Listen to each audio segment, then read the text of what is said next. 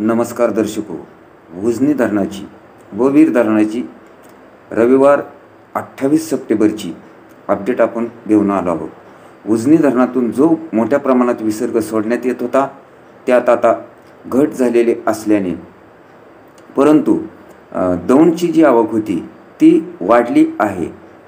त्यामुळे पुढील सविस्तर अपडेट आपण पाहूया। त्याबद्दल आपणास विनंती आहे, आपण चॅनलला सबस्क्राइब केले नसेल तर सबस्क्राइब करा व मिळवत राहा अशाच प्रकारच्या ताज्या व महत्त्वपूर्ण अपडेट।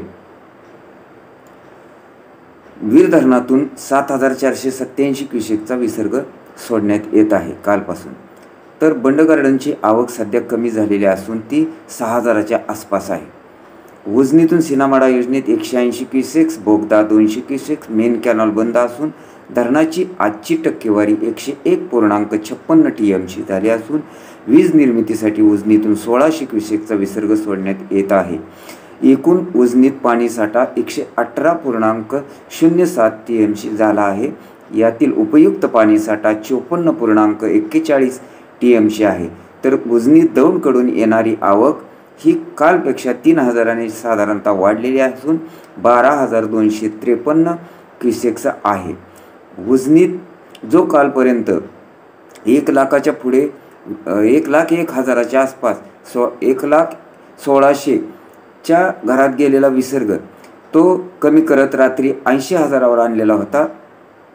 तर आत्ताच्या अपडेटनुसार तो 50,000 क्युसेक्स उजनीतून भीमा नदीत पाणी सोडले जात आहे।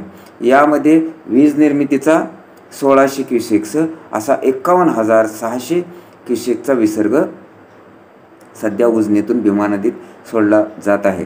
उजनी धरण परिसरात 49 मिलीमीटर पावसाची काल नोंद झालेली आहे। त्यामुळे अजूनही वरून येणारे आवक व पावसाचा आजचा महत्त्वपूर्ण दिलेला इशारा हवामान खात्याने हे सर्वच लक्षात घेता व उर्वरित पावसाळा लक्षात घेता नदीकाठच्या नागरिकांनी सतर्कता व सावधानता बाळगावी असे आवाहन नीरा भीमा प्रशासन तसेच उजनी धरण व्यवस्थापन विभागाने भीमानगर यांनी केले आहे। पुढील ताज्या व महत्त्वपूर्ण अपडेटसाठी चॅनलला सबस्क्राइब करा व बातम्या आवडत असतील तर निश्चितपणे लाईक करा।